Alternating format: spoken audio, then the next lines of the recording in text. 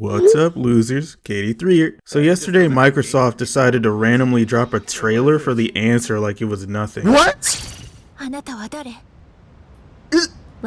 it's the answer! Oh, snap! We're finally getting a good version of the answer, boys! It's going to be part of an expansion pass along with some other content that, let's keep it 1,000, nobody actually cares about. Extra songs and making Akihiko look like Theo with the Velvet Room costumes is pretty cool, but honestly, who's returning to the game just to play dress up? Hopefully we can buy this content separately because I know the answer is the only thing in the past that a lot of us cared about. I honestly was not expecting an announcement for it this soon, but I think I know why this is the case. More on that later. According to the producer for the game, they wanted to include the answer from the very beginning, but there were some complications that almost forced them to scrap the project entirely. 起案の時から強く望んで検討していました。しかしながら、様々な事情から一度完全に開発を断念せざるを得ない状況に立たされておりました。If I were to add my 2 cents, I think that Sega was the source of those complications. We've seen the silly things that they've been doing with their recent titles like Yakuza Like a Dragon Infinite Well. If you didn't know, you have to pay for New Game Plus in that game. I never thought we would ever reach this point in gaming, but at the same time I can't be too surprised considering what we have been letting other publishers get away with in recent times. Anyways, according to WADA, we got the answer because of the outcry from the fans. 世界のファンの皆様からたくさんのエピソードアイギスを求める声をいただきました。僕たち開発としてもその期待に応えたいという思いはずっと持ってましたし、 Salute to you guys for using your voice. This calls a couple things into question though. First of all, if that's the case, then why is nothing being done with FemC? I think fans have been way more vocal about FemC not being in the game than the answer. I can move on without FemC myself, but there's a lot of people that have been very vocal about refusing to buy the game due to the lack of her inclusion in it. You'd think it would make the most business sense to find some way to include her. Maybe they're planning a second game just for her. Who knows? When it comes to the answer, however, I knew that we would get it eventually. It's a series of canon events that are supposed to conclude the game's story. Would it be right to not include that in a faithful remake of the game's story? Another thing that I was concerned about is the leakers claiming that this DLC was already finished. If this is to be believed, then it's looking like Atlus wanted to include the answer in the base game, but Sega said no, sell it as DLC since there will inevitably be so much demand for it. Common business strategy that we see in this day and age. It would not surprise me at all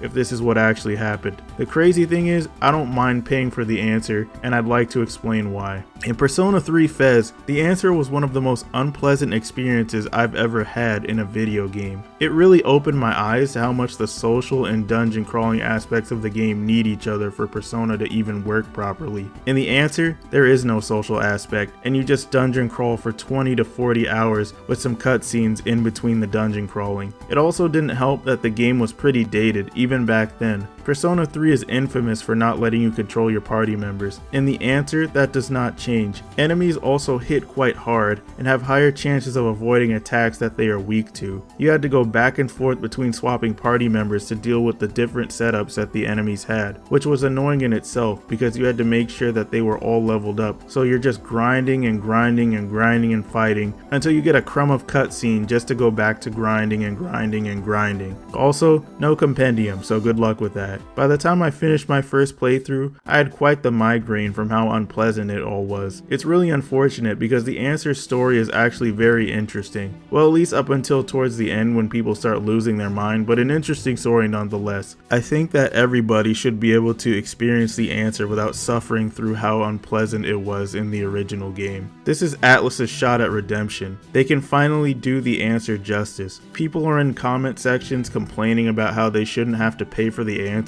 but this experience is being remade. The addition of Theurgies is going to make this game much more bearable. Plus, according to WADA, we're going to be getting some new content in the answer. There's going to be new dungeons, and apparently the content is going to be fine-tuned to make us more emotionally invested in the characters. I've seen quite a bit of concerns regarding this, as some people think that Yukari's behavior will get toned down due to the negative reception of detractors like me. Even though the answer made me dislike Yukari greatly, I completely completely understand why she was the way she was, and I don't want that part of the game to change. I may not like Yukari, but that's much better than me not caring about her at all. I've never once said that she was a bad character. As a matter of fact, I think that she's one of the most well-written, if not the best written character in the entire cast, but that doesn't mean that I have to like her. Honestly, as long as this scene remains in the answer, I'm good.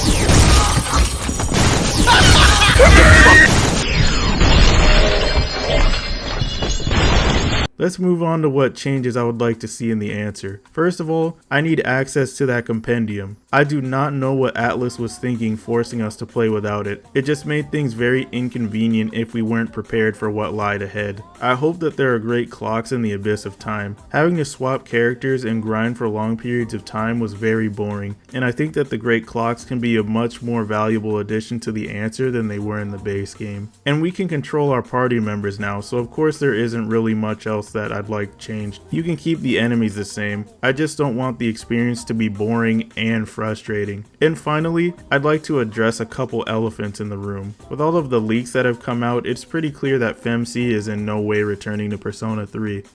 I can't believe this. Someone shoot me. Which is quite disappointing. I still believe this to be a definitive version of Persona 3, but it definitely feels weird to leave such a great character behind and do nothing with her, even with all of the passionate fans raising their voices about how much they want her in the game. Now, I wouldn't go as far as to say I'd refuse to buy the game because of her not being included. In fact, I think that's quite asinine, and only somebody that never actually intended to buy the games, or they were secretly going to buy them anyway, would say. But it will never make sense to me that fan demand got us the answer, but not FemC of all people, who I'm confident is in much more demand than the answer is. Finally, I know a lot of people have been wondering about the conclusion to Elizabeth's journey. I know a lot of people will be confused about what I just said, but in Persona 4 Arena, Elizabeth went through a little mission of her own. If you'd like to know more about that, I'll leave a link to a Twitter thread that explains her journey. Unfortunately, it looks like we won't be getting a conclusion to her story either, and I'm with you guys who pointed that out. That is quite disappointing.